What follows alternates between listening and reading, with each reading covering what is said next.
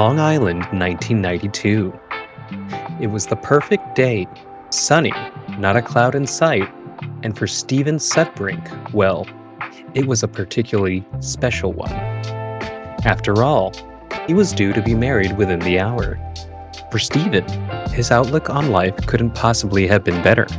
As he continued to drive down that empty highway towards his fiancée and his future, he noticed something glinting in his rearview mirror. It was a car that was rapidly closing in on his rear bumper. For a brief moment, a sharp prick of irritation flared up in Stephen, but then that anger gave way to excitement. He knew this vehicle, and he knew it well. It was his younger brother, Gary's car, the first family member he had seen all day. Rapidly, Stephen began to roll his window down. Before he had a chance to stick his hand out and greet his brother, however, the approaching vehicle suddenly swerved over into the opposite lane and pulled up alongside Stephen, matching his speed. A little surprised with the reckless driving that had been put on display, Stephen glanced over at the driver's seat and saw that the driver was indeed Gary. However, something was a bit off. For starters, Gary was just staring at Stephen and paying absolutely no attention to the road in front of him. Then, Stephen noticed something about Gary's face. It was hard to explain, but it just looked off. Hesitantly, Stephen waved at his brother and forced an uneasy smile. Gary's response was a blank, emotionless stare that continued on for quite some time. By now, Stephen was getting increasingly uncomfortable and feared for his brother's safety. He then began to study his brother's face even more closely. Something wasn't right. The individual looked like Gary, but they didn't really seem to be Gary. Then, before Stephen could really react to what he was seeing, his trance-like state was interrupted by the sound of Gary mashing the gas pedal and surging ahead. The car then continued to accelerate off into the distance and out of view. Despite being left a bit dumbstruck over the bizarre encounter, Stephen's thoughts eventually shifted away from his brother's odd behavior and back towards what really mattered, his wedding. Stephen would make it to his wedding without further incident, and the big day would go on without a hitch. During the reception, the bride and groom made their way around the venue and proceeded to greet as many guests as possible. When Stephen eventually did spot Gary, he broke off from his wife and approached his brother. Before Stephen could even say hello, Gary's face lit up upon seeing his brother and then proceeded to run up to him and congratulate him. A bit surprised at the turnaround in Gary's behavior, Stephen tentatively reciprocated and began to talk to his brother. After a bit of conversation, Stephen eventually brought up the weird situation that took place earlier on the highway. Perplexed at the question, Gary looked back at his brother with a confused face and said, "I have no idea what you're talking about." Stephen, who was now quite annoyed, began to remind his brother about his antics on the highway. Gary laughed in response and proceeded to tell his brother that it was physically impossible for him to have seen either him or his car on the highway. As it turns out, the car that he was referring to was currently locked in a garage in San Antonio, Texas. Gary had flown into Long Island and had been picked up at the airport. Before Gary could interject, however, Stephen's presence was requested by his bride, and he was pulled away from the conversation. Both brothers would leave the wedding that day with differing opinions. For Gary, it was just a simple case of mistaken identity. For Stephen, well, he believed that his brother had played a very strange joke. For a while, neither brother would think much about this experience. Until a year later, however, a peculiar encounter at an airport would change that.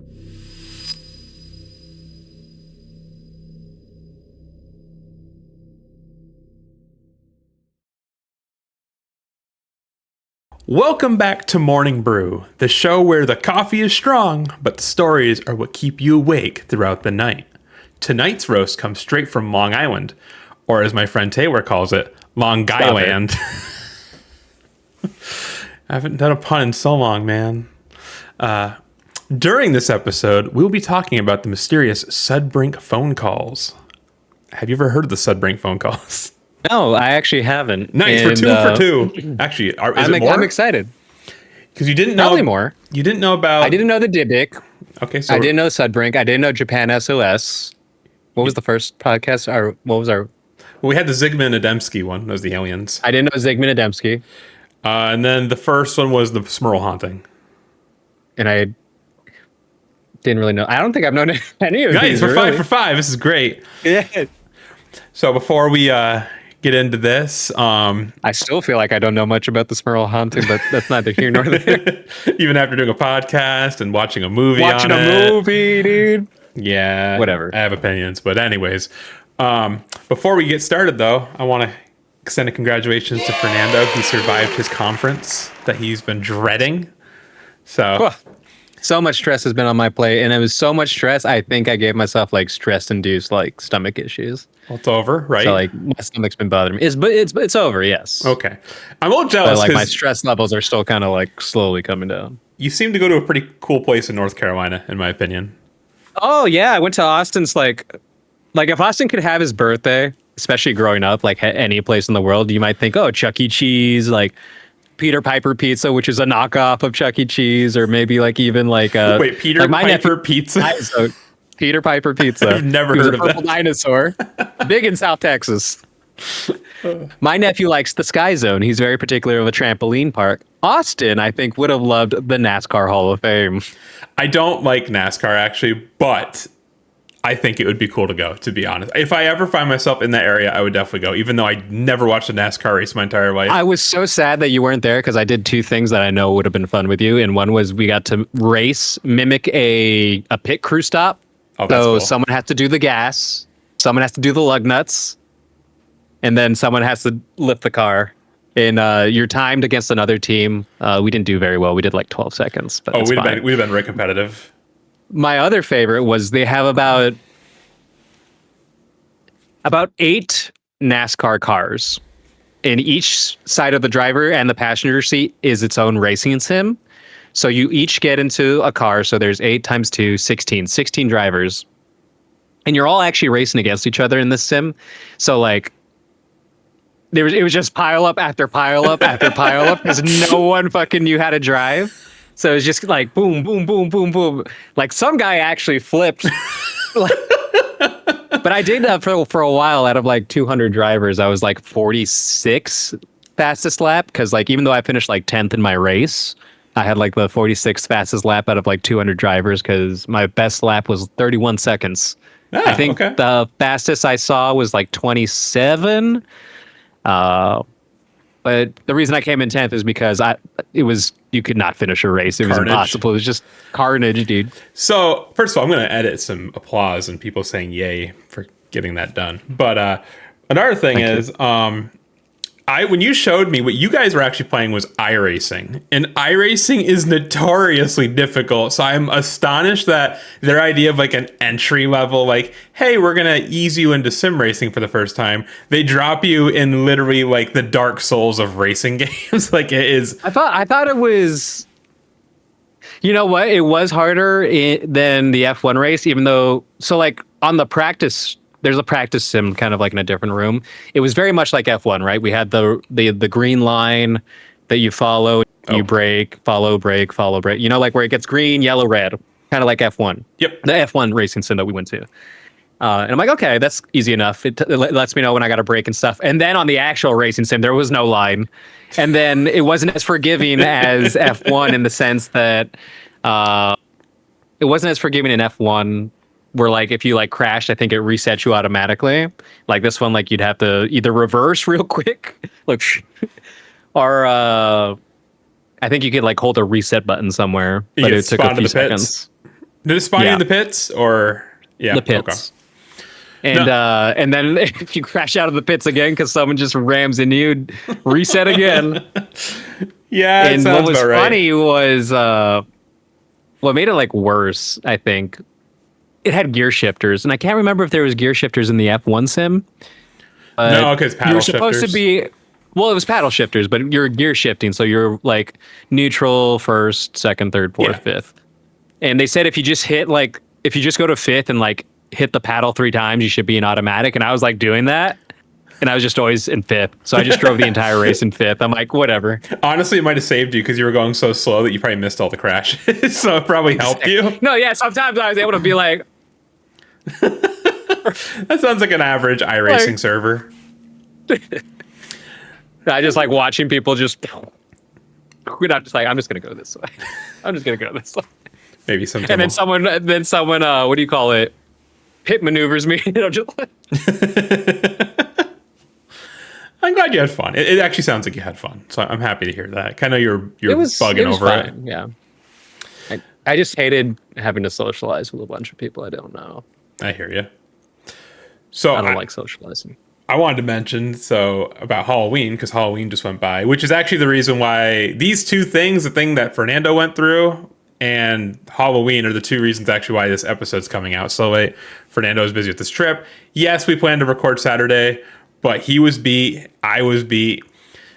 We got over 1,000 kids for Halloween. Oh my God, my friend in Worcester, Mass got 15. Really?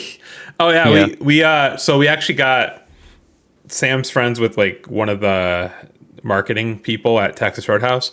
So they're like, oh, we know that, she's like, I know you give out lots of candy and you get lots of kids. So she's like, would you like a book, like a box of like 500 free meals for 12 and under kids, so like coupons? And we're like, yeah, we'll take them. We'll put them along with our, we'll get every kid, the first 500 kids we get, we'll obviously give them candy, but we'll give them that too. We ran out of. You know, you're gonna have to up the ante next year, right? I know. Well, we ran out of all 500 in under 2 hours. Free Miatas for the first 500. It's funny because so many kids got excited about the Texas Roadhouse coupon as opposed to the candy. You know what you should do, and like, The Office isn't funny to me. I never found it funny, but there was one funny one where he basically says he'll pay for the college tuition for like a bunch of kindergartners. Yes, I know you're talking about. And they remember like 18 years later, and he's like, and he forgot. And he's like, ooh. So you should write a bunch like 500 will pay for your college tuition for all these kids, and then just move away in 18 years. Oh my God. And then have them not realize that the new neighbors are not us, and then they're bugging the new neighbors. Exactly. That's if you're evil, but you're not. Yeah, no, I'm not. Even though you portray me as evil, I'm not. But anyways, after all that, we go pretty all out for our Halloween decorations. Maybe I'll post some pictures here and scatter them here. But long story short, we take our decorations down on Saturday. And then our neighbor, I'll talk to you more about this in private because it's an interesting situation. But our neighbor across the street, she's like in her 60s, and she went like as all out as we did. And she had like all the 12-foot stuff. And she had nobody. You have to take them off immediately because of homeowner stuff. Oh, we don't have like HOA stuff. We don't live in an HOA. I refuse to live in an HOA. Cool. But anyway, she wanted it down, and she had no one to take it down. So we're like, well, let us finish our stuff, and we took all her stuff down. So after taking down all that stuff in the cold for the entire day of Saturday, I was like, I really don't want to do a podcast episode. It's about time you knew the day of honest hard work. I know. This is my job. This is all I do. This is all you do. This and iRacing. Yep. One episode every other week, and just the rest is filled with iRacing. That's how I pay my bills. But anyways, so that was our weekend. And that's a cool weekend, though. I'm glad you got to have a bunch of. Well, let me rephrase this. I'm glad people came to your house and you had fun. Yeah, there we go. That's a good way. I know what you were gonna say, and I know that's not what you meant, but it wouldn't have sounded good. So I'm happy that you rephrased that. I'm glad you got trick or treaters because I know Halloween means a lot to you. It is my favorite holiday. You just love those kids. I just like spooky stuff, like our story you just today. Love children, dude. You're ruining my segue, man. I love spooky things, sorry. Like our story today, right? and children. Anyways, so yeah, today, guys, we're going to cover the Sudbrink phone calls. Should I know anything? Nope. Anything at all? Nope. It's okay. You don't have to know anything. It's fine. I think it's actually more fun when one of us don't know something. Okay. Which is why someday you should write a script. By the way, before I start, if you haven't noticed, Fernando's done the intro the past two, and I designated him as the intro person because I really like the way he does it. So everybody, So if you hated it this time, just know that it's not my fault. I have acid reflux. Leave me alone, and you're a bully. so leave a comment and tell Fernando how good of a job his intro is. Please, I have low self-esteem. All right, here we go. February 1993. Gary Sudbrink worked as a pharmacist at an Air Force base in San Antonio, Texas. Throughout much of the early 1990s, Gary would be stationed here and would seldom see his family. Unfortunately, this is exactly what had led to the dilemma he was now currently facing. At the moment, Gary was staring down at a calendar and kicking himself for not realizing that he actually had 5 days off in a row in the upcoming week. Normally during periods like this, he would go off to visit his family in Long Island, like he had just done just a year ago for his brother Stephen's wedding. The issue, however, was that according to procedure, despite being off duty, Gary was supposed to request permission to leave the area from his superiors. He knew government bureaucracy well, and he knew there was no way in hell that this was going to get approved in time. So what was Gary to do? There's lots of government bureaucracy when it comes to this stuff, and I wasn't even in the military, and I can tell you about that. I just remember fighting for Wednesday and Thursday off with 4 other people. You want a Thursday off 9 months from now? I don't know if we can do that. Sorry. Well, not only that, I forgot his name, but he was the scheduler at the airport, and he gave me, you, Tessa, and Taylor Wednesday, Thursday off, but it's like only 3 out of 4. Like he basically mixed up the bid. Yeah. And he gave it to me, and then he realized he made a mistake, and he's like, whatever. So just as an interesting... Well, no, actually, no. He gave it to me because Taylor didn't want it, and then he found out you had it, and then he changed his mind, and then it was like a big thing or whatever. I remember that vaguely. Before I continue, just on that note, the man that Fernando's referring to, no joke before, his only job experience before becoming the entire, like the scheduler for all like 150 plus employees, he was, no joke, a professional clown. Did you know that? I didn't remember that, Lauren. Yes, he was a professional clown. So just so you know, if you want to become how did he get that job? I don't know. If you want to become a higher... Did he have any other experience besides being a clown? I don't think so. Apparently that's enough. There's no way, dude. He like maybe worked at a grocery store or something? Anything? I don't know. That's what I heard. That's what he said. So just saying, follow your dreams, kids. That's all I have to say. You can be anything. If your dream is to be a scheduler at the airport, please rethink your dream. I beg thee. Ultimately, Gary made the executive decision to test his luck and proceeded to book a flight to JFK for the next day. After all, the base probably wasn't going to need him anyways. Later that day, Gary went into his bedroom and began to pack his bags. While doing this, he heard a loud whirring noise begin to spool up outside of his apartment. When he walked out onto his balcony to investigate, he noticed that a helicopter was hovering very close to his house. Gary attempted to read what was on the side of the helicopter because his curiosity had been piqued, but due to his nearsightedness was unable to do so. Quickly, Gary ran into the apartment to get his glasses. Unfortunately, by the time he found them, the helicopter had already ascended and taken off into the distance. While this was weird, as the area was not known for this kind of activity, Gary eventually shrugged it off and proceeded to finish packing. Later that day, he left home and headed to San Antonio International Airport. So nothing crazy, just a man in his helicopter. Remember that. I do like that. So one of my favorite stories is like San Antonio Air Force Base. Or is it the Air Force or is it? Anyways, there's like a canine facility in San Antonio that helps train canines to be service animals, whether it's for the police, the airport, what have you. But the ones that fail and flunk out and don't graduate, you can actually go and adopt them there if you go pick them up. And I think that's really cute. That is adorable. As you were. Oh, no, you're up now. Wait, I'm up? Yeah. Since when? Since Who wrote this? My chapter ended. It's your chapter. You should take your camera and tilt it down a little bit. Why? There's a lot of empty space above your head. Okay, you're annoying. I hate you. There you go. Look at that. Look, now you can see anime boobies. No, we're gonna get flagged. You happy? This is your fault. Remember that. That's okay. Now your head's After cut off. arriving, Now you need to pull your camera up a little bit. Gotta fill that screen, brother. wish I could hit you through the screen. Maybe one day. Are we good? A little to the left. Oh, I'm joking. Go ahead. There you go. Look at that. I fucking hate you. This was to the right, by the way. Because I know that little to the left comment was real. Yeah, well, You're a fucking dickhead.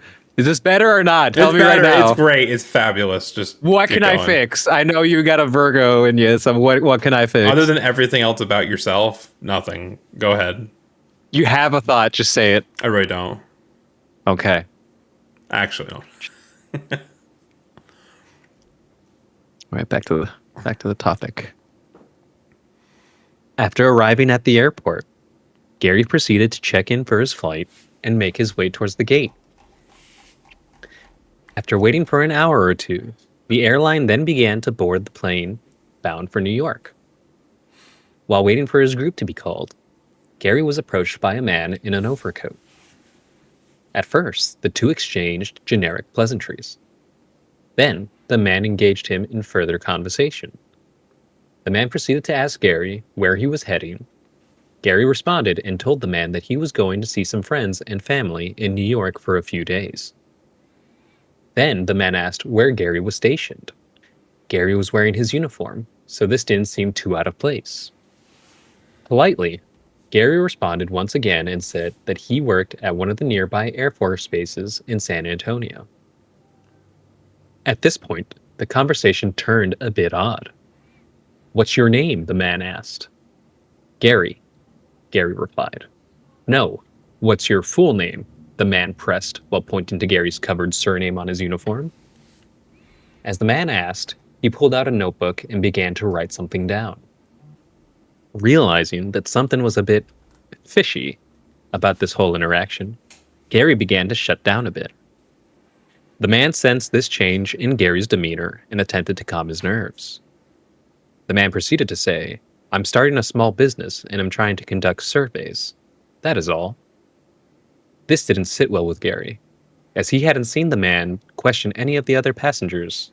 Once again, the man pressed Gary for his full name and proceeded to say, "Don't worry, you won't get into any trouble."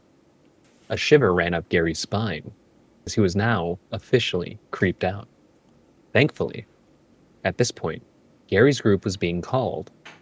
Relieved, Gary told the man that he had to go and then proceeded to board his plane and escape the odd man's questions. A few moments later, Gary made it to his seat and began to go over the strange interaction in his mind. Nothing about that situation seemed normal to him, and he was trying to make sense of it all. Gary wouldn't have long to ponder this, however, as a passenger with long hair sat down and immediately began to strike up a conversation with Gary. Thankfully, this time around, it seemed to be a much more normal conversation. Primarily, it was just a bit of small talk. Then, after only a few minutes of talking, the duo were interrupted by another passenger. Politely, the passenger explained that the long-haired man was actually in their seat and they needed to move. Immediately, the man apologized for the indiscretion and got up to allow the passenger to get in their seat. The man then immediately hopped across the aisle into another seat, all while attempting to keep the conversation alive. Pause right here real quick. This happened to me on the way down there, and this is one of my pet peeves, dude. It drives me nuts. So a dude was in my seat, and I'm like, whatever, maybe that's his girlfriend that he's sitting next to. Turns out it wasn't, like, because they went their separate ways when we left. But I'm like, I'm just going to sit in the aisle seat because I was supposed to be middle. I'm a stickler for hey, you booked it, you sit there. I don't fucking care that, like... I agree. Like if you and Sam booked an aisle in a window, I'm that guy that's like, this is my seat, leave me alone.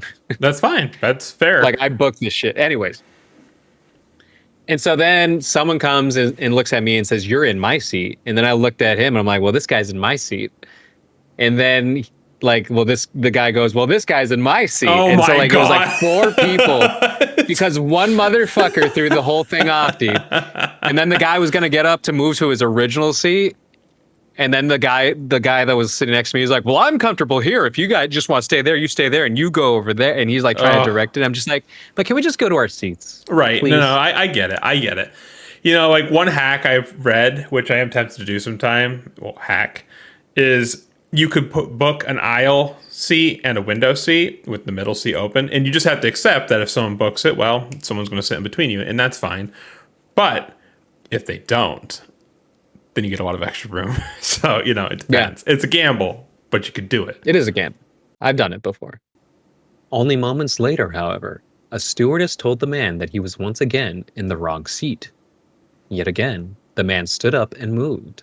This time around, though, he stood behind Gary in the emergency exit area and began to rapid-fire questions towards Gary. Eerily, the questions mirrored those that were asked by the man that was in the airport. At this point, the stewardess could see Gary's physical unease. She herself was quite over the man's antics. The stewardess then instructed the long-haired man to move to his assigned seat and that she would not ask again. The man seemed to finally give in to the stewardess's demands and began to walk towards his seat. Oddly, it would turn out that the man's seat was actually on the complete other side of the plane. As the man walked away, Gary couldn't help but wonder if his encounters were related, or just a very odd coincidence. So it's kind of funny because at first, not knowing anything about this story, the guy in the airport asking his name and like writing something up, I'm like, is this guy going to hit him with an infraction? Is he an undercover like military like sergeant or something? That's like, it's like your lapel is like 3 inches down when it should be only like 2 quarters, and it's like. So one thing. And then I'm like, is this just like old age identity theft, which I'm starting to lean towards. So on the subject of the man in uniform thing, here's the thing that I don't understand. Remember how I said earlier in the last chapter, so to speak, that he basically is leaving town when he shouldn't be leaving town. He is supposed to report when he leaves. I thought he got the days approved. He had the days off already, but they're just his days off. But he is not allowed to just leave the area without telling people. Why is he wearing a uniform? Like, if you're trying to sneak out, why are you wearing? You don't need to wear the uniform. Why are you wearing the uniform? It makes no sense. Like, I guess maybe that he's wearing the uniform because it might help him kind of get through security a little easier. Maybe he's thinking that. That is totally viable because I remember like some people did that at our airport. Yeah, so maybe that's it. Because I remember because we had a lot of ex-servicemen at TSA, and I think someone once told me that that's like against rules and regulation. Is like unless you're traveling for duty, you should not be in your like military uniform. It makes sense. But I know some people did it because then they'd get the expedited screening. Right. So maybe that's But was there expedited screening here? Because this is pre 9/11, right? It is, but security I really don't know security how was still airport a thing. security Like, I don't think there was then. expedited, but there was still security was still a thing. Granted how efficient it was or effective, I don't know, but there still was security. So maybe he's just doing it because he thinks it'll help him glide through. I don't know. And to be honest, everything I looked up, I couldn't really see why. And no one really seemed to pick up on this being a weird thing. So, I don't know, maybe I'm just overanalyzing it.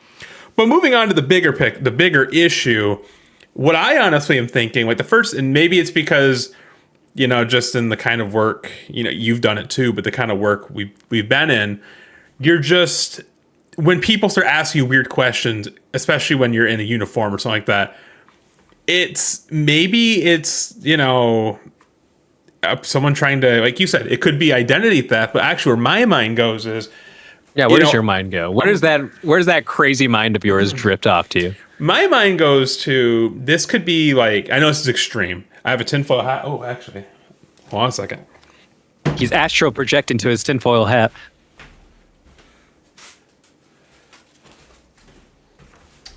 Tinfoil hat.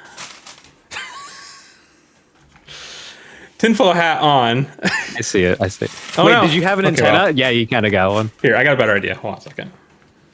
First time I ever saw a tinfoil hat or knew that that was a thing was when I was a child and I saw the movie Signs. One of my favorite. M. Night Shyamalan's probably greatest movie, honestly. I say it's better than Sixth Sense, and then a lot of his other stuff is trash. All right. Sunny Hayes here has got the tinfoil hat on. Okay, so tinfoil hat on Sunny Hayes over here. Best F1 driver of all time, by the way. Yes.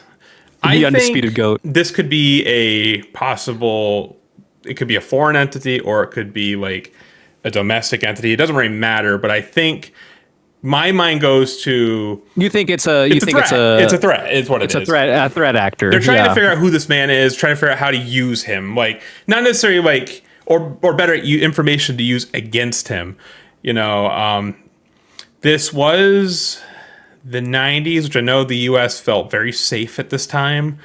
But there were things brewing in the background. There was a lot of unrest over in Eastern Europe going on. I don't have to tell you that things were brewing in the Middle East. You know what's coming. What was happening there? Well, basically everything was falling apart, and a lot of alliances are being tested. This is not a geopolitical podcast. I'm not getting into that. You don't want to get into Afghanistan and Russia and U.S. interference? There's enough of that going on now. We don't need to worry. Just checking. But yeah, Really so my mind, I'm not saying this is what I think is going on, but my mind initially went to like, okay, this is a bad actor trying to source information that they can use against him and against the United States military. You know, I don't know, but that's where my mind went. It's just, I like where your mind went. It's just the fact that he's in a uniform. All of a sudden, they're gravitating towards him because, you know, like you said, I love a man in uniform. I don't wear a uniform anymore.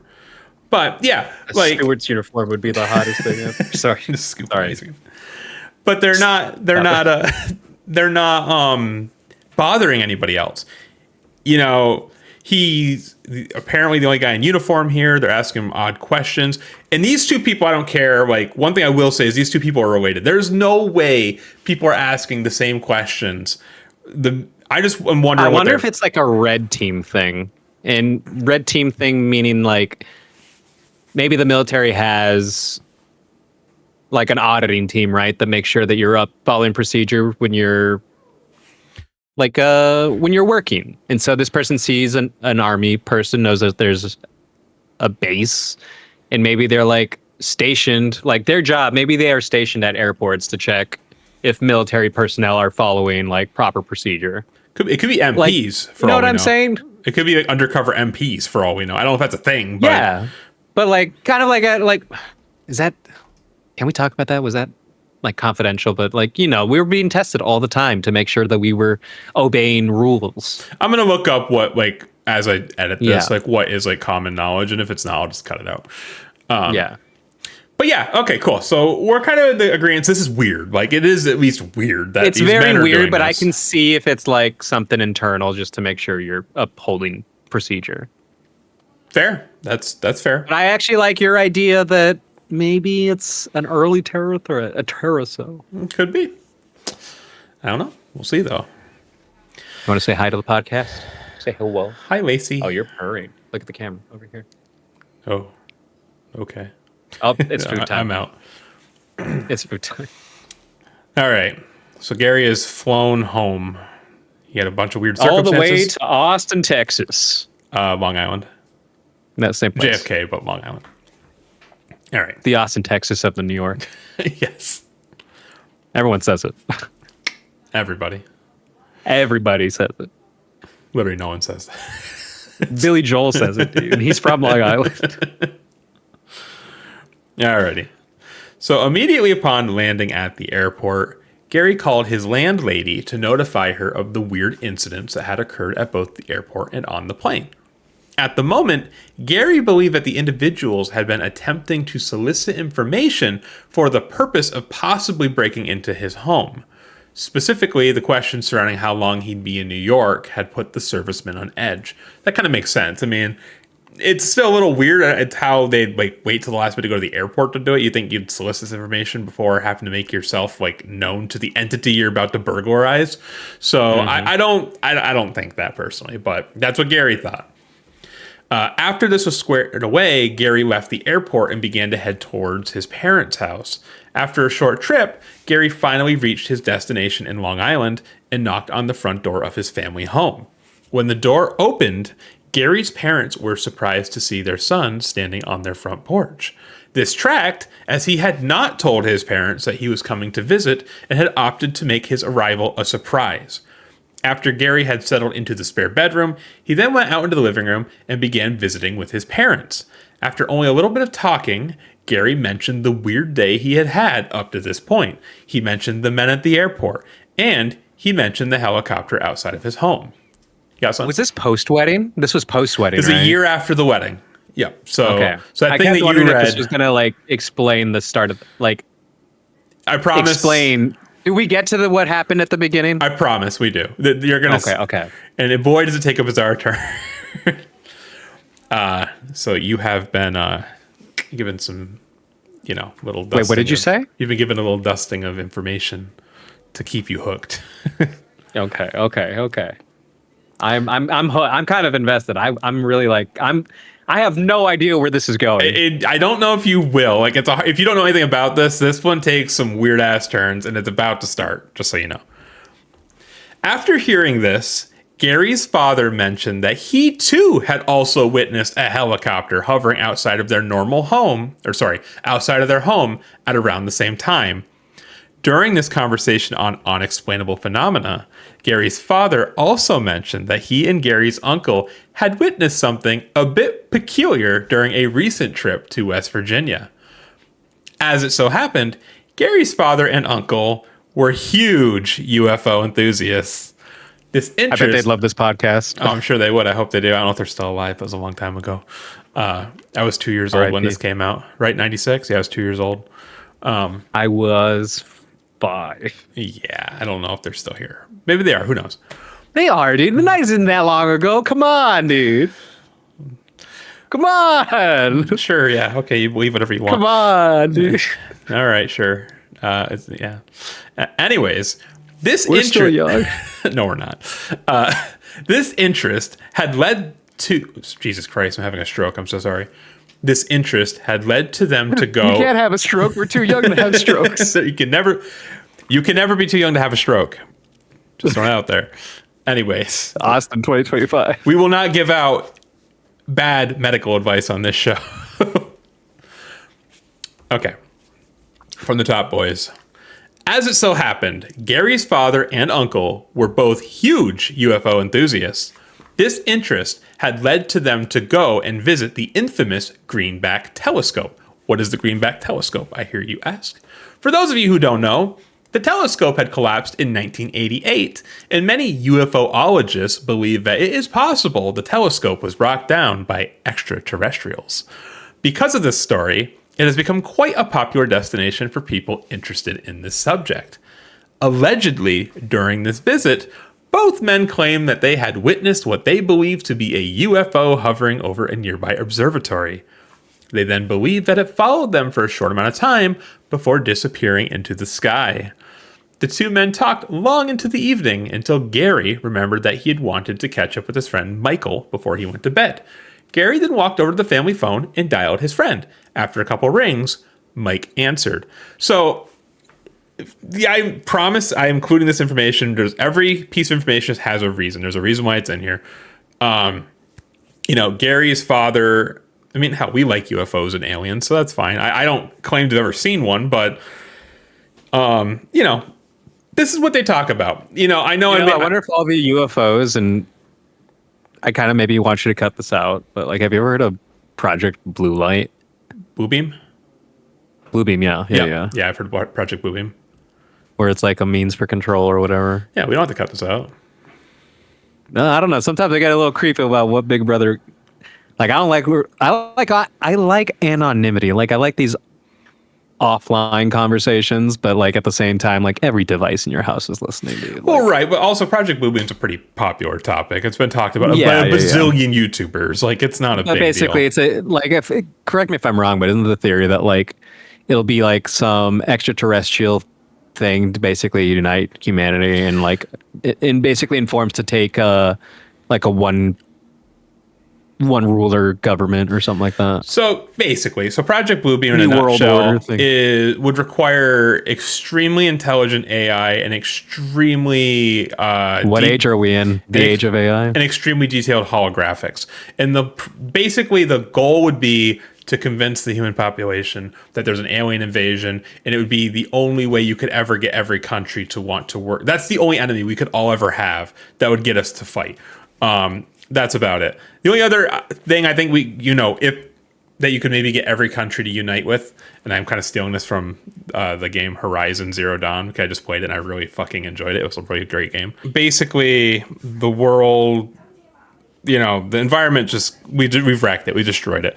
And then there's this moment called the Great Clawback where humans realize if we do not, literally like bad shit's happening everywhere. They realize that they don't fix it now, everybody's going to die. Like the Yellowstone caldera is about to fucking go, all this other shit, which granted that's not Like our fault. woke liberal garbage. And then they're like, okay, so they use AI to create these robots that help basically fix all these issues. And then, of course, after everything's fixed, of course, a company starts making these robots for the military. And they accidentally create these robots that are basically unstoppable. And then, like, there's a glitch that happens. And, they can't control it. And the robots themselves actually fuel themselves with, like, biomatter. So we are biomatter. So they literally This is Terminator. kill I think. everything, eat everything. And then the game's been out for a long time. So if this spoils it, whatever. But I haven't watched Terminator in forever, so I could be wrong, but I feel like that's slightly close to Terminator and how the T2 machines work. Well, the big twist at the end is, you're playing as someone who's alive 300 years after this happened. So you're trying to figure out, like, how did we survive? Like, what did they do? Did they use a bunker? Did they go to space? Whatever. The fact is, everybody died. Literally everybody died. They created an AI that had, like, zygotes and stuff like that, had, like, control of all these zygotes and stuff like that. And basically everybody on Earth died, and it took like a few hundred years before the AI basically had to make the environment sustainable for humans, because you couldn't even go outside. You'd die because there's no oxygen. So basically had to like terraform the planet. And then once it deemed the planet as safe, it began to synthetically, implant these zygotes, stuff like that, and test tube babies, basically. So that's the twist. Nobody survived. Everybody died. Humanity was wiped out, but then it was rebirthed again because of one specific scientist who saved humanity, basically. All right. Sorry, I got a little off topic. Let's see. That was a good conversation. I like that one. I do too. Sorry, I'm just trying to remember where it was after he called Mike, right? Okay. Yes. All right. So at this moment, Gary has called Mike. And Mike has answered. Gary said hello, and Mike responded by saying, "You sound a lot better." A bit confused, but ultimately unfazed, Gary proceeded to explain that he had stopped by for a surprise visit and would like to meet up with him in the coming days. Mike then laughed and said, "Gary, I know. We just spoke on the phone 20 minutes ago." This was confusing on a couple of fronts. First of all, no, Gary had not called Mike 20 minutes ago. And second, Gary had not mentioned to anyone that he was coming home, including his parents. Mike further explained that when Gary had called, he had sounded like he had had a cold. His voice crackled and faded in and out. The mysterious voice had also mentioned that Gary had flown into Islip Airport. This was extremely odd, as Gary had flown into JFK. Yeah, so the airport trumpet, he knew he was flying into the airport, into New York. Then Gary heard it.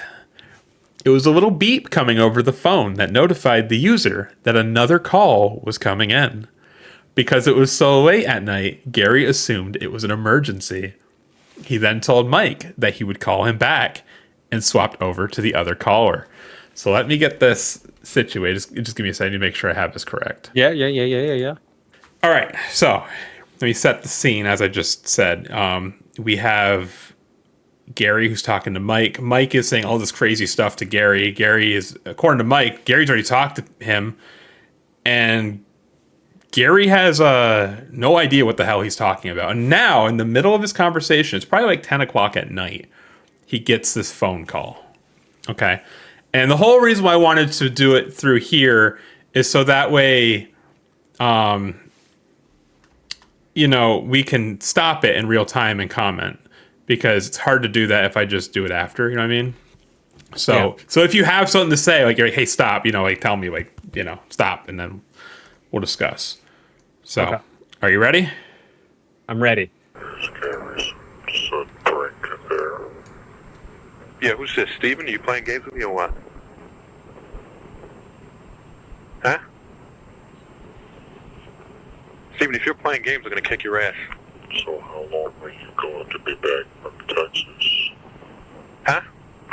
You're being impersonated by the other voice. Yeah, this is you, Steven, you idiot. You're pissing me off. Jerk. I'm going to get you on... Let's see what it says. Review. One new call out of area. Is Steven out of the area? How long are you going to be back from Texas? Wait, say that again? You're being impersonated by the other voice. Wait, hold on. Is Steven out of the calling area or what? What do you mean you don't know? He's in Queens. Well, who are you talking? I don't know who the fuck. Hello? Hello? Here's Gary's Sudbrink there.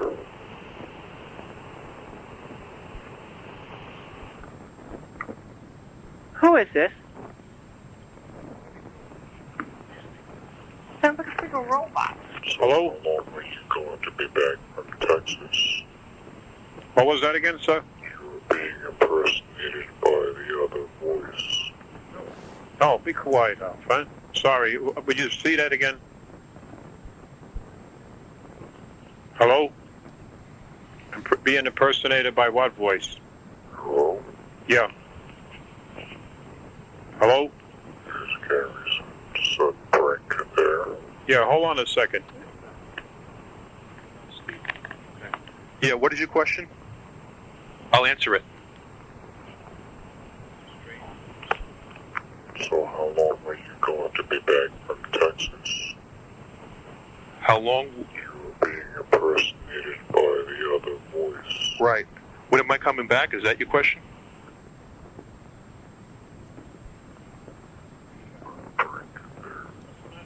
Okay, there was a break. Hold on. You want to know when I'm coming back to Texas?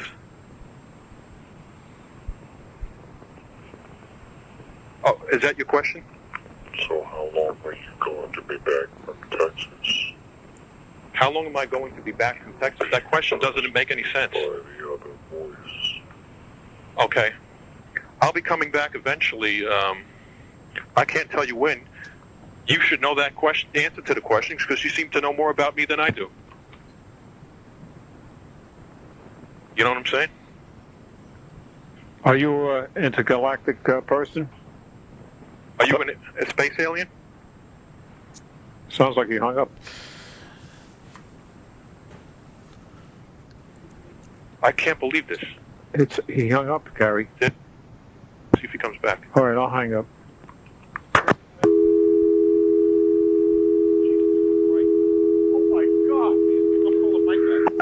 Does he sound like Peter Griffin to you? Kind of sounds like Peter Griffin. I mean, he's got like that. He's got an accent. I don't know if he sounds like Peter. Maybe he does. So that was tape one, right? That was tape one.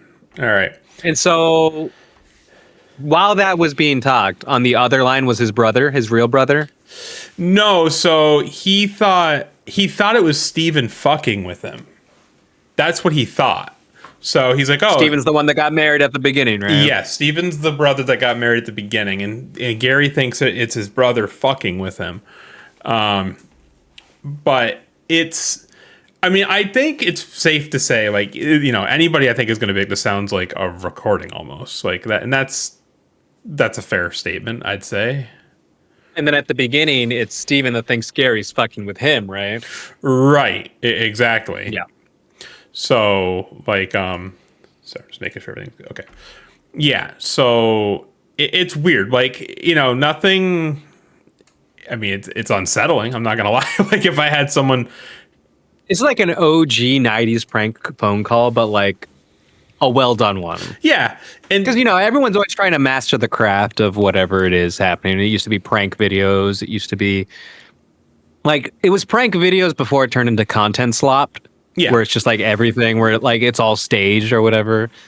But it actually used to, like, it is probably staged then too, but like, this was the type of stuff you submit on America's like funniest home videos. Funniest home videos or something, yeah. So like I could see why like this something happened. Like if it's a prank phone call, right? Like maybe it is aliens, right? Maybe it's the government, who knows? Like this is creative, whatever this is. Now the weird thing is, okay, literally anybody could do this. Seriously. I could do this right now if I wanted to. And even back in the 90s I could do this if I wanted to. You're not that creative, come on. But here's the thing. It knows that he's from Texas. Granted, and here's what it says. So if you're listening, not you, but I'm talking about the viewer, if you had trouble understanding, these are the three things that the voice said. So how long are you going to be back from Texas? You're being impersonated by the other voice, and is Gary Sudbrink there? Now, the Gary Sudbrink there, ignore that. I mean, I guess on one end, it is, no, we can't ignore that because it knows this person, and it knows he's there. Gary doesn't live here. That's the thing. So, and nobody knows that Gary is there. So how, A, does it know Gary is there? It knows who Gary is because it knows he's from Texas. And that second one, you're being impersonated by the other voice. Remember when you were reading at the beginning and you said that Steven saw Gary in a car and he couldn't understand that it looked like Gary, but it wasn't Gary. It wasn't Gary. You know what I mean? Like, does Gary have a doppelganger? Like, this is, it's weird. Like, any one of these by himself. Interdimensional time travel? Maybe that's it. I mean, like, it's weird. If you take in this situation, the fact that no one knew the conversation with Michael, can't forget about that. The conversation with Michael, Gary talked to him, and Michael claimed he already talked to him, and he didn't. So that's weird. The men at the airport, yeah, the helicopter. I don't really take much stock in that one. But you can see where they're going with this. The Men in Black. Right. So that was tape number 1. Do you want to hear tape number 2? What if I said no? Okay, well, I guess we end the podcast here. Okay, cool. All right. Would you actually end it right there?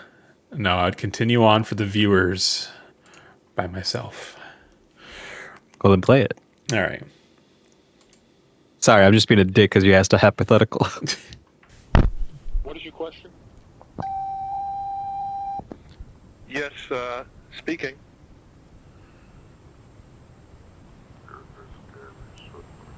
Yes. Could I answer any questions for you?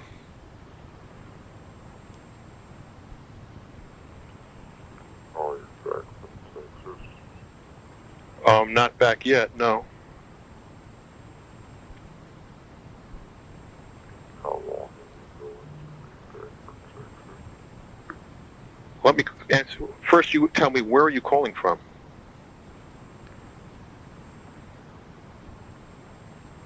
This is Gary Sudbrink. Yeah, why don't you tell me where you're calling from? Who is this? What do you mean, who is this? You should know who it is. It's me, Gary.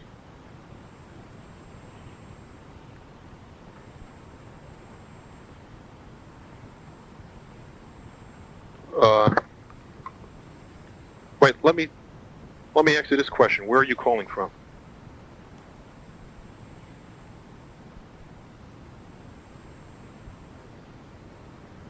Okay, I'll be back. Excuse me? I cannot hear too well. Get on the other phone, it's better. Hold on, let me switch phones.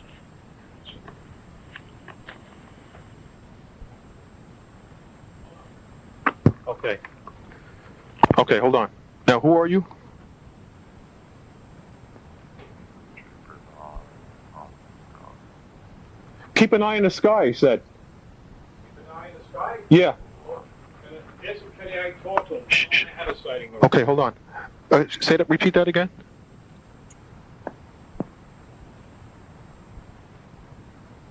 Please repeat.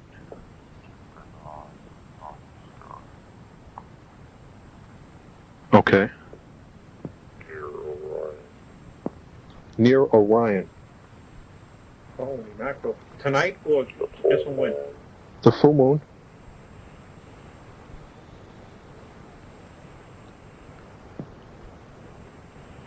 They told Double from here. Okay, repeat last word. I'm hearing static. Tell him I like to talk to him. He hung up. Hung up. Hello?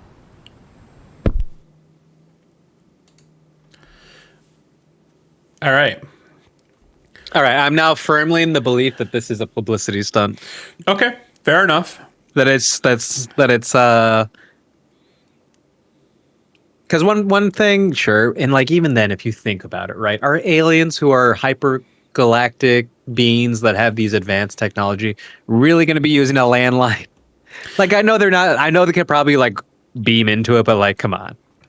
I agree, and you know that's the. It's And like this is the 90s, so people like yeah, this is how you went viral back in the day, right? It is, and I agree. But by the way, like at this point, I totally like in my research, you know, I totally was right where you're sitting right now with this. Like, it seems like a publicity stunt. It seems ridiculous. It's how you made the papers, dude, the morning news, and then made it to local television. You're right. I agree. There is. I don't want to give anything away yet, but we will address this. Okay, this okay, theory. okay. Before we continue on to the next tape, you know, there's a few things with this tape that are interesting. You know, once again, we got, is this Gary Sudbrink? This time around, we got, are you back from Texas? But then we have, keep an eye on the skies near Orion, the full moon. So that, I know you said publicity stunt, but let's remove that theory for a second. Now it's starting to sound like aliens. You know, it's all starting to sound right down Gary's father's alley. And there's also one other thing that was mentioned. I mentioned double of you. So we're getting a lot of alien doppelganger, maybe Night of the Skinwalker, living body snatcher kind of vibe type deal. Like, I never actually watched that one. I haven't either, but I think it's about like doppelgangers and stuff like that. A little bit of Us, you know, that movie Us. Never saw that one either. That was a good one. I like that one. But, and then we have, you know, good old Gary's father saying, I want to talk to these aliens. I want to hear what they have to say. He's telling Gary to get the hell off the phone so he can talk to him. But, all right, let's continue our journey with these tapes. Let's do it, dude. Stephen, this is not funny, you know. Brian, it's not Steven. What do you mean, Brian? I mean, Gary. How do I know it's not Stephen? It's not Steven. Who the hell's Brian? Good question. I don't know. I had a UFO experience in West Virginia, which you probably know. And I know that you're into an intergalactic person. There it is. Can you speak a little louder? Sir? Can you speak a little louder? Louder? Let me speak to him, Dad. I guess I don't know what. All right, I'll hang up so you can talk to him. He wants to talk to you. Okay. Hello, can I help you? Hello. Yes. Yes, that's me.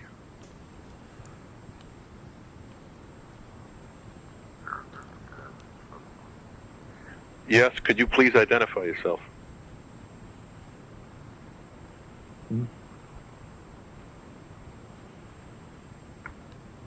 Identify. Oh, you're back from Texas. Yeah, I'm back. I'm in Texas right now. Oh, he asked me a question. No, I'm in New York right now. You know that. Why are you asking me such a question?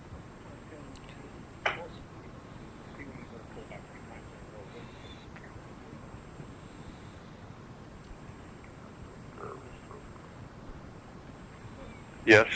Stephen, if this is you, I swear to God, I'm going to be pissed. Huh? I'm trying to listen to him.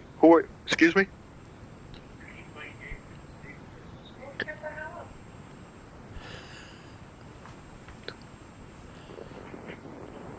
Okay. Eventually, I'll be back from Texas. Could you speak more? Please speak more.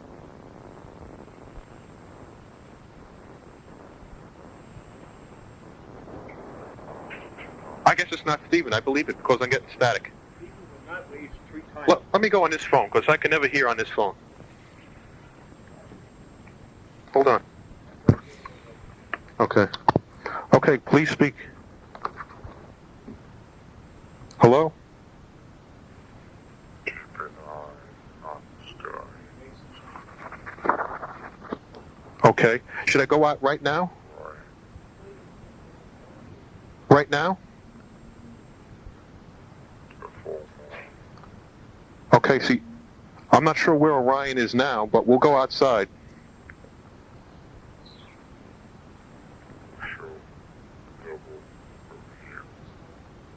It would show double from me. Repeat that again?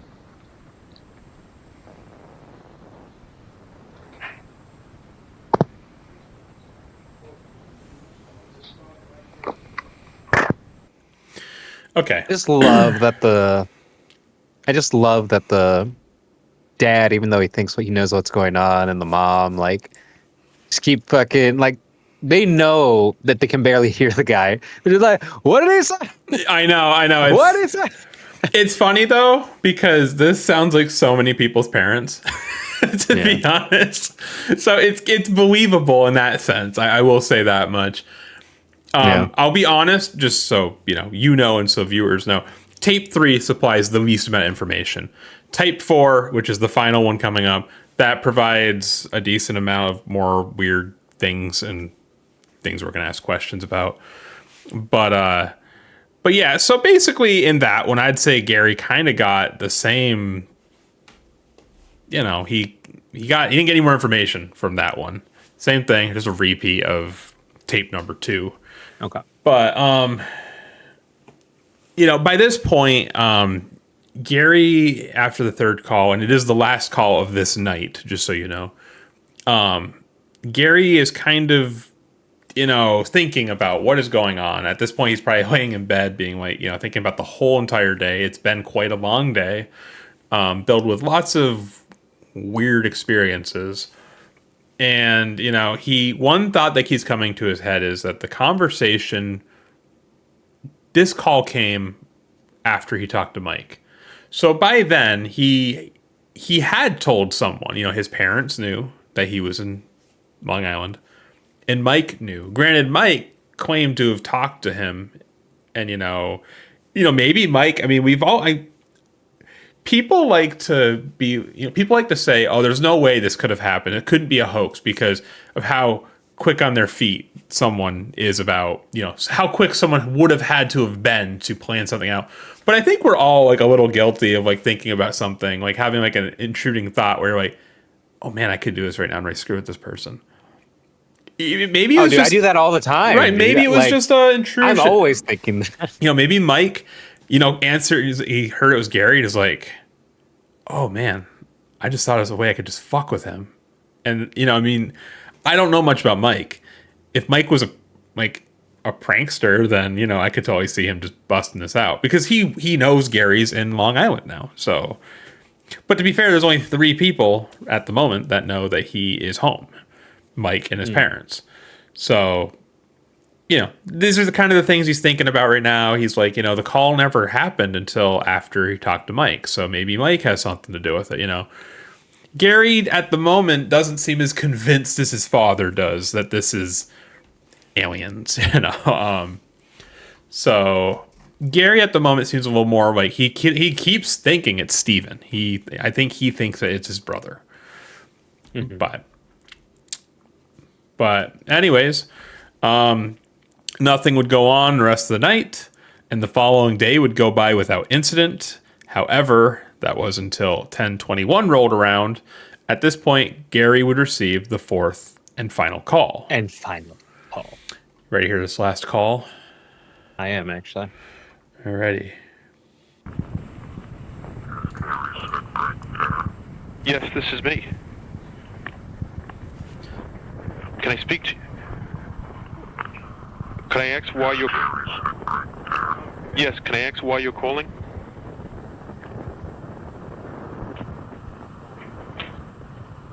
Can I please ask... Yes, this is. Yes, that is me.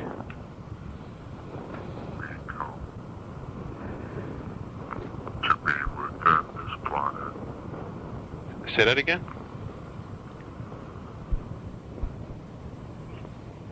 This planet. Leave?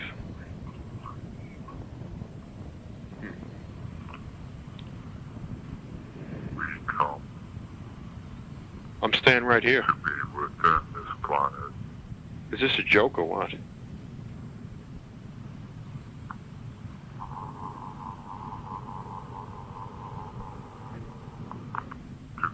To many. To be contact. As the same with you.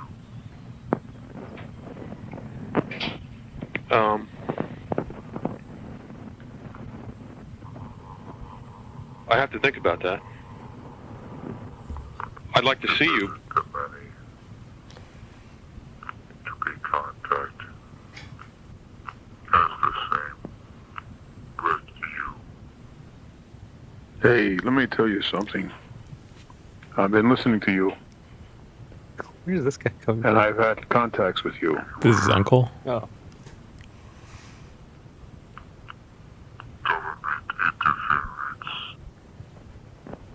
Government interference? Can you pause real quick? You have? Please. What you got? So originally, it was Gary and his dad, right? The first day, yes. It was Gary, his dad, and his mom. Day one. So I'm supposed to believe the uncle's now in on the action? Like, So I will say this. Okay. Judging by what Gary's father, we've kind of established what Gary's father is like. two experts are now on the case. Well, okay, think about Gary's father. One of his and his uncle's biggest interest is UFOs. They literally drove to West Virginia Yeah. from Long Island to and go they do say this. that an alien destroyed a telescope, Yes. and now I'm supposed to believe it's happening where they're getting called about, like, to go from telescope destroying to prank phone calling just seems a bit I gotcha. beneath them. But let's kind of say this. Okay, let's pretend that, especially like with Lily being gone, I know she's home now, but she's been gone. You get a phone call like this, or spooky stuff, like real spooky stuff that's happening at your house. I mean, I'm interested in this stuff. I feel you would talk to me and try to bring me in on it. Yeah, maybe. So what I'm trying to say is, Gary, I'm not driving to your fucking house over this deal. I'll be like, if "Oh, your keep you apartment posted." was haunted as fuck, you would be asking me to come to your house and help you somehow. But I don't really believe in that stuff anymore. Right. Well, that's fine. But I'm just trying to make a point is Gary's Gary's father does believe in this. His uncle's Fucking big into nerd, this. grow up, dude. And he's going to be, holy shit, guess what happened yesterday? You got to come over here in case it happens again. I could totally see that happening. This one seems very contrived, though. It feels forced. I agree. It does. And like I said, I know exactly what you're thinking right now. And I was thinking the exact same thing at this point in the story. I'm not saying that I don't necessarily don't believe what you're saying right now. All right, well, let's keep going. All right, let's finish this tape up. Let's see if anything's going to change. Explain what type of interference.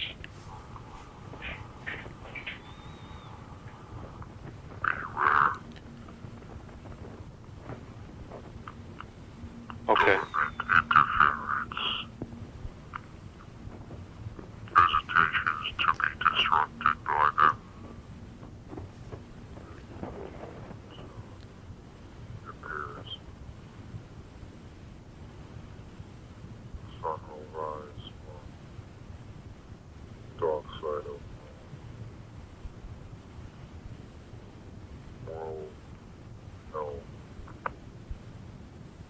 sun will rise from the dark side of the moon. Okay. What branch of the government? Solid question.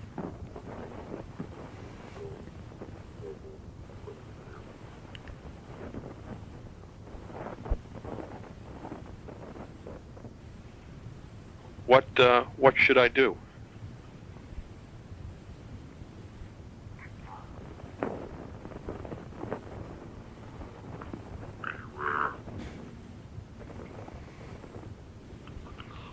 Government interference. Visitations to be disrupted by them. Okay. Is that good for me or bad? They hung up. Yeah.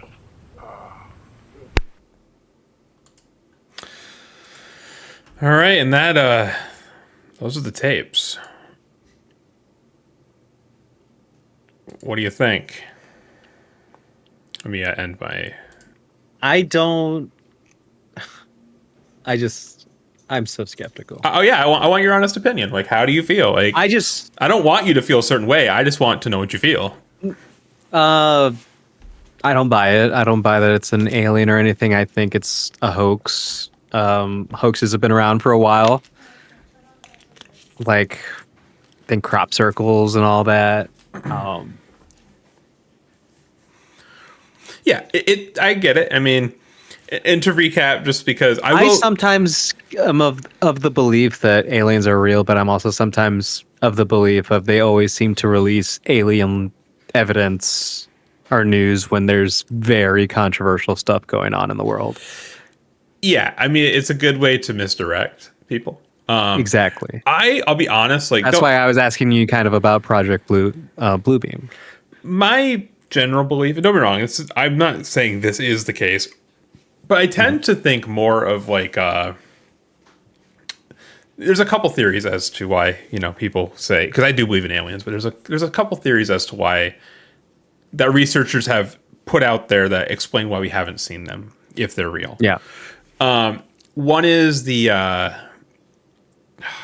think it's like the dark jungle theory or something like that. I think dark forest theory. And that's that a lot of other life forms out there know that there's other life forms out there that just want to kill each other. And by hiding means they can't find you. Meanwhile, we send stuff out. We have lights. You could see you could see if you had a strong enough sensor, which I'd imagine any species that can travel faster than the speed of light. That's what you'd have to do. I know it's not technically possible, but it has to be possible, or wormholes or some shit. I don't know. But anyways, these alien species hide from one another because they don't want to be destroyed. Basically, we're idiots. We have a big beacon out saying, hey, we're here, come find us. And maybe that might actually not be a good thing. So that's one theory. The other theory is that because the speed of light is kind of like the limiting factor. Like, so let's say you can't go faster than speed of light. Say it's physically impossible. There's no way to do it. It means no one can visit each other because you'll be dead. Now, granted, if they were silicone-based life forms, they could live longer than us and blah, blah, blah. That's a whole nother kettle of fish. But honestly, I just think, it's like I think humans, they don't visit us because it's like a zoo to them. Do you go to the zoo? Yeah, you may go to the zoo, but do you go and like interact with the animals? Do you go in there and talk to them and stuff? No, you don't, because that's how you get Harambe, dude. Right, as they get Harambe, and then you end up with the timeline that we're stuck in now. Kid. But I only got 10 minutes. But I think they look at us like a bunch of fucking idiots, like a bunch of fucking wild animals. They're so below our intelligence that we're not going to bother with them. They have nothing to offer. They're not even. I'm of the belief if there are aliens, they view us as kind of their little science experiment, right? It's like maybe a project that they have, but they're just like, we're a science project in an 8th grade fair, basically. Like, I made like sea monkeys or something. It's just like that'd explain a lot, to be honest with you. Yeah. But okay, yeah. Anyways, that's our theories on aliens. But with like the Men in Black movie was one of my favorite movies. Because did you ever watch those movies? I did. You might want to hold this conversation till a little later. Just saying. Okay. It's just saying. Just That's why I put a think pin in it. aliens. Anyways, that's what I'm Just getting put a at. pin Go in ahead. it. But to recap on this one, we got the typical, Gary Sudbrink there, all that stuff. But this time they referenced government interference. They mentioned visitation, and they mentioned references to the moon again. So, could it be aliens hacking AT&T's lines? I don't know. Probably not. But that's where we're at. So, having all this in mind, we can finally continue on. But it's weird, right? I mean, is it weird at least? I mean, I think it's weird that, because you got to take, I know it, the easiest thing to say is the calls happened, were staged, and then everything that was mentioned before didn't happen. I understand, but that would also, that's not fun, first of all, to talk about. And that will definitely come in later in the theories. But at this moment, we got to, to progress the story forward, we got to actually believe for a moment or entertain the idea that he met those people at the airport. He had all those weird circumstances. These phone calls happened. No one knew he was there. The calls are odd in nature.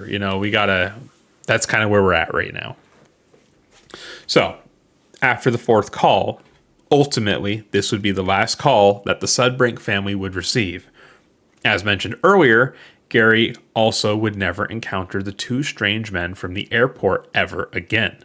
Furthermore, nothing out of the ordinary was discovered at Gary's apartment upon his return to Texas. Things to consider before we get into the theories. Gary sat on this story for over 10 years and didn't tell more than a small handful of people about it. He did not release his story to the local newspaper or the blah blah blah Gazette or anything like that. He didn't really talk about it. He didn't really seem comfortable talking about it. His dad even was quiet about it. The family kind of stayed on this. It was kind of like a family, like when me and you talk about like ghost stories and shit that happened to us or whatever. That's kind of the equivalent of what this became. And Gary, most importantly, never pursued a book deal. No book deal. I know that's a common thing in our stories where the second a book deal is mentioned, I'm kind of like, okay, this is bullshit.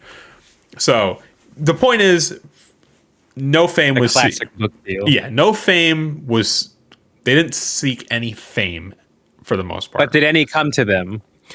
Did any what come to them? Fame. Well, we're talking about it, aren't we? So yeah. So they got what they wanted.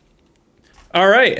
So that's the Sudbrink phone calls. So now it's time, I would say, to get into some theories. I think it's fair to go there from here. I would hope so, yeah.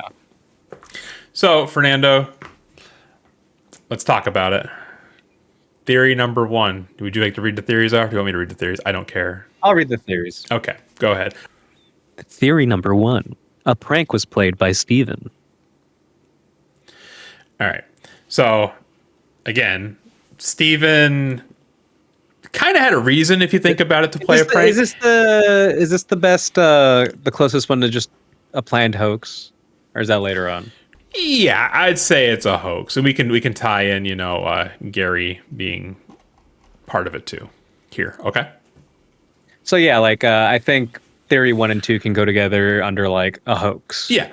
It was a prank. And if you think about it, Steven had kind of a reason to play a prank on Gary. Like, let's say that story that you read off at the beginning about the car. Yeah, there you go. Because he thought Gary fucked with him earlier, and like maybe he just saw someone that looked eerily like Gary, right? And now he's getting him back. Or maybe it was Gary. Really, maybe it was Gary, and he was just fucking with him. The same. And then maybe they're just prankster brothers that do shit like this, and like it's kind of like the John Teeter thing, which maybe one day we'll discuss that, where John Teeter went famous because he was a time traveler, but he could only speak through message boards on the internet. And this is a couple years before the internet, but what better way to go viral? Make a name for yourself, or like, oh, you talk to extraterrestrials, like one of the only known contacts to ever contact an extraterrestrial. It's like, okay, like you made the local news and then got picked up by like national news or something for like a brief blurb or something. So that's kind of where I think pranks hoax falls, because like maybe it was just as innocuous as I fucking hate this guy, let me pretend I'm an alien with a voice changer, to they wanted national fame. It could or be something like. And obviously, like, I think what you're hinting at is, Gary could have just been a part of it. They could have been a family hoax. It could have, so because you look at prank slap today, it's all staged. It's like, do you really think there's like a random tripod set up in Walmart and like this dude's doing this stuff to like unknowing people? Probably. Like, I mean, some people are doing that, don't get me wrong, but like the ones that are like so clearly obvious, like shot in like in a formative structure. Yeah, and another thing, by the way, to consider here at this time period. So Home Alone 2 just came out, and because that was one of the best ones. Right, I agree. 1 and 2 are the goats, but 2's the goat. 2 is my favorite. Lost in New York. But the thing is, this movie made a specific item very popular. In fact, it became so popular that it was the #1 Christmas gift. And that was the Talk Boy, which you could slow down and you could slow your voice down. You saw it in the movie. If you've seen the movie, you know exactly what we're talking about. Oh, yeah, that's such a good... it was a prank. 1,000% it was a prank. And also... I don't have the audio here. Trends are trends for a reason. I mean, I can add the audio after. If you speed up the audio, it sounds like a normal person. Some people claim it sounds like Steven. I don't know what Steven sounds like, and I couldn't find any like recording of his voice. But if some people are saying it sounds like Steven, like, come on. Right, exactly. And then the other, prank theory is it could be possible it was Michael, which we mentioned earlier. Maybe Michael just had... Michael again? Michael was his friend that he called initially before the creepy phone call started. Maybe Michael thought really quick on the spot and was like, oh my God, I have a talk boy that I got for Christmas. This would be freaking hilarious. Maybe that was it. Yeah, it could definitely be Michael, dude. So, basically theory 1 and theory 2 are, just combined just to give you the Spark Notes edition. It's Steven could be it, Michael could be it, or Gary and his family could have just done a hoax. That's totally possible. But let's face it, that's not what you want to hear. We want to hear all the fun ones, right? So what's theory number 3, Fernando? Theory number 3. The government was suspicious of Gary. So I don't know. So the reason why... Yeah, you call that a work, but like, that's just a simple AWOL charge, dude. Yeah, no, I think it's pretty safe to say that this is not what happened. But again, we gotta entertain theories and we gotta make this fun. We do. There are many cases. I'm just shitting it on it because like I know what happened. Well, there are cases, kind of more leaning towards the government side of things. Mm-hmm. So there are actually cases, these would be very interesting to talk about. There are legitimate documented cases of actual like government officials interacting with certain members of the public, or in certain cases government contractors or government employees, and purposely like misdirecting like UFO talk and stuff like that. Like Richard Doty, he is notorious, and he's ex-government, or maybe he's ex, we don't know.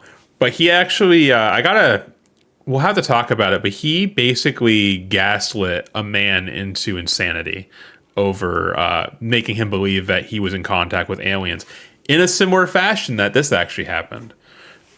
He was a government employee? Why would he do that? Good question. Why? Basically, again, this is tinfoil hat over here, but there are beliefs that certain information is fed into the public to literally create like the idea of you don't know what information to believe in terms of like when it comes to aliens. I mean, you could apply it to anything, but yeah, it's classic CIA topple regimes shit, dude. But if you feed information in, then you begin to, and then you can also discredit people because you can get them to believe certain information and then make sure that information comes out as fake later and have proof. And then all of a sudden those people who, took it hook, line, and sinker look like idiots. So The algorithm. was Gary, was he the victim of something like that? Possibly. Granted, it didn't succeed. Nothing really happened. So doubtful. Or maybe there's something about Gary we don't know. Were him and his family getting a little too close to certain things? Was there a reason to put Gary under surveillance? We don't know. But it's possible. Well, we don't know that he was under surveillance. We don't know that. We don't. But it's a possibility. It's possible, yeah. I mean, do I think this is the case? No. This is not the theory that I believe, to be honest. But I do believe that there are government actors. Oh, that are of out course. there. Like, for all I know, you could be a government actor. Dude. That's what happens in... I'm your FBI agent. That's what happens in, what do you call it? The Truman Fascist Show? societies. You ever seen the Truman Show? Fascist societies. Dude, I have seen Truman Show. Theory number 4. Gary has an evil doppelganger. We covered doppelgangers. We did. Right? We did. Early We did on an when episode. We did the Emily Saget. Did you go first, Days? Yeah, Emily Emily Saget Saget. and her doppelganger. That is a great name. Emily Saget. Saget. We have media training now. Back then we didn't. So for this theory to be possible, you have to go back to the part that you read about when Steven saw Gary, not Gary. In the car. In the car. Yeah. And this, if you think about it, again, And this kind of, okay, this is where I differentiate that it's not a hoax, but it is a misunderstanding. okay. In the sense that, so Gary might have actually thought, or Steven might have actually thought that was Gary in the car a year earlier and thought he fucked with him. And that's at the wedding he made that snide remark of like, don't fuck with me. And then a year later, he decides, you know what? I'm going to fuck with my brother because fuck that guy. That would make sense. That would explain all there's two of you, the other, you're the other voice impersonating you, then, were you, because the wedding was in Texas, right? the wedding was in New No, York. it was in New York. It was in Long Island. I still believe that though, that maybe it's a misunderstanding. That's my take on the evil doppelganger. So there's that. Yes, that it's like that it's not an actual evil entity doppelganger like in the Emily Saget story, just someone that looked like him, Right. like eerily like him. Because I've seen people that I'm like, hey, is that? Yeah. And they're just like, Yeah, they look at you like you're an is idiot wrong with you? because to them you are an idiot. 'Cause who are you? they're like, I don't fucking know you, dude. So And obviously, then you're like, oh, that wasn't you. obviously okay. you're, and I'm not complaining about this. I'm actually glad you brought this up. You're going in the more realistic doppelganger direction. A realistic doppelganger, a misunderstanding doppelganger. So there is also the theory of the opposite side of the evil doppelganger, which, to be honest, even though we did a podcast episode on doppelgangers, no one really provided much information. So some people believe it's a spirit. Some people believe it's an alien. Some people believe it's just, there's just doppelgangers among us. And I don't know how that works. But yeah, so I don't lean towards this one either. So theory number 5, I know you're reading them, but this is just... If me and my doppelganger were wrestling, right? Fighting in a fight to the death to kill each other, and then the gun was kicked to you right in front of you, and you picked it up, would you know who to shoot? I feel I would. Because I would just say something to you. And if it said... it would clearly, because I'm about to shoot one of you, it would say something nice to me, and then I'd just shoot it because you wouldn't say something nice to me. But what if it's like really like in the heat of the moment, like, Austin, I've always loved you. Well, bad timing, man. What to tell you? Yeah, don't be nice to me ever. Because otherwise I'll think something's wrong. All right. Edit this part out so my doppelganger never hears it. Okay, I'm not going to lie. So theory number 5 is just one I threw in, and this is not what I believe, but it might as well throw it in there. Yeah, because I'm not reading that shit, dude. Theory number 5 is it's a ghost calling from the grave. That's bullshit. It's not a ghost calling from the grave. Why the fuck would a ghost be saying all this shit? So there's no ghost. Sorry. 5 years ago, I'd maybe buy that. Be like, oh, spooky. So now it's time to entertain Gary's father's theory: aliens. For those who subscribe to this belief, many claim that the men at the airport and the recordings were actually the infamous Men in Black. Allegedly, years after the events that unfolded in Sudbrink household, Gary was attending a conference being held by famed UFOologist Sue Swiatek. Swiatek. Sue Swiatek. Specifically, Sue was discussing incidents that involved the Men in Black. She described these individuals as having an abnormal speech pattern that sounded similar to the recordings that Gary had. Gary approached Sue after attending and gave her the tapes. Sue would eventually read out Gary's story in a conference in 2006. This is ultimately how the story would go public. Gary is not the first person to have an experience like this. Preston Dennett claimed to have received a call like this back in the 1950s. Finally, it should be noted that the observatory near the Greenback Telescope, the area where the two senior Sudbrinks claimed to have seen a UFO, has played a major role in the Breakthrough Listen project. This project scans the celestial skies for radio signals that could indicate life beyond Earth. It has been instrumental in a number of discoveries, which includes a large coil-shaped magnetic field in a gas bubble that happens to be near Orion. Orion's belt, dude? Yeah, so that's what they're referring to. So, yeah, I mean, with the Men in Black, I mean, Men in Black is... I listen, so... There's different kinds of Men in Black. You got to remember that. Well, here's the thing. I know. I used to not believe the Men in Black. And, like, then when I rethought about the movies in the time they came out in the 90s, they were so clever. So, I loved the whole lore behind it and stuff, but it theorizes that there are these like interdimensional beings that separate aliens and humans and stuff, and that they've been around forever and they kind of police things, if you would. And I thought that was really cool and clever, and maybe there is something like that out there that do control UFO sightings, because I used to see and hear the legends, the stories, the videos, of like after a UFO sighting or something, and then like two Men in Black would show up. Like I remember there was a really good shout out the BuzzFeed Unsolved guys one, but that one was like one of my favorite ever that actually helped me like believe in the theory, I guess. I remember that episode. It was a good one. So, and then the movies were fun because that's where I got the idea of like, there are aliens, dude. We're probably just a little marble in their fucking marble bag. Just this little planet, no consequence. I mean, like we are not the superior life forms. No, maybe I don't think we are. One theory I will say that I've heard is actually kind of terrifying is it is entirely possible. There's two scary things.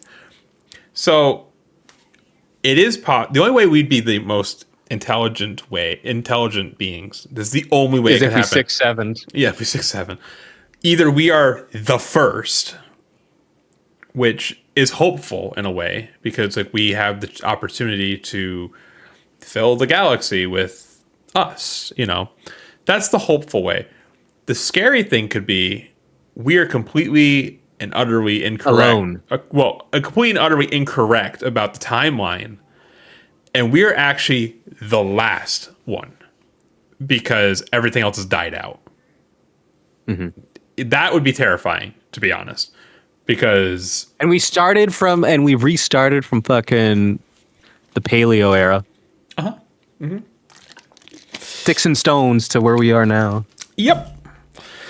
So, but to go off of this theory that you mentioned, the weird thing is, really, the weirdest thing about it is the area that, you know, Gary's father and uncle went and they claimed to see UFOs and all the Orion stuff was mentioned and looked at the skies and blah, blah, blah. This actually, one of the areas we are looking at is this specific area you mentioned about that coil-shaped magnetic field in the gas bubble near Orion. And we're trying to find life out there. So is it possible that it was all real? And maybe somehow, I don't know, because they mentioned Gary Sudbrink specifically, maybe they accidentally intercepted a call. Who knows? But overall, I mean, it's a weird story. If you want my opinion, I agree with you. At least I think I agree with you. I do think it was a hoax. I don't know which one. I would be more... I think it's more I think it's a planned one. I do a coordinated too. one. I do too. I think. Don't get me wrong. Is it possible for someone like Michael just to like come up with it? Yeah, of course. But the odds are against him there. So yeah, I think ultimately it was a family affair, which kudos for them. Kudos to them. They made a very captivating, interesting story. If that is the case, and if that isn't the case, then wow, it's even more interesting.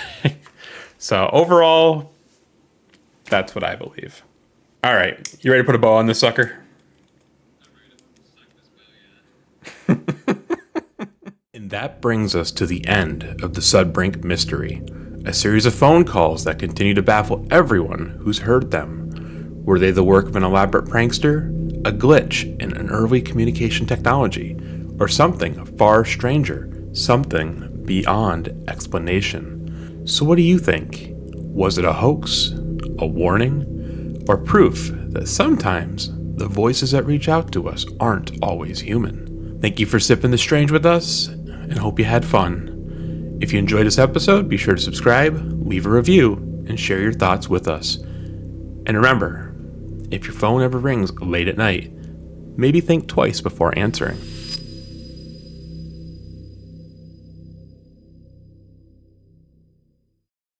Another one in the books, right, Lacey? Shut up and give me my treat, human. Hold on a second, Lacey. I'll get you a treat in a moment. I gotta take a phone call real quick. Hello? Is Fernando Beltran there? Yeah, who's this? So how long are you going to be back from Boston? What? You playing games with me, buddy? What do you mean? How you know I was in Boston? You're being impersonated by the other voice. Austin? Is this Austin? You're playing games with me. I'm gonna kick your ass, dude. So how long are you going to be back from Boston? You're pissing me off, dude. Hold on a second. You're being impersonated by the other voice. Lacey, it's calling out of the area, Lacey. Is Austin out of the area? How am I supposed to know? What do you mean you don't know? He's in Plattsburgh. Who is this? What do you mean, who is this? You should know who this is. It's me, Fernando. Government interference? You part of the Man in Black or something? You're being impersonated by the other voice. Who are you, you sick son of a bitch? Keep an eye on the sky. Near Fenway Park. The Duncan. What about the Duncan? Duncan D's nuts.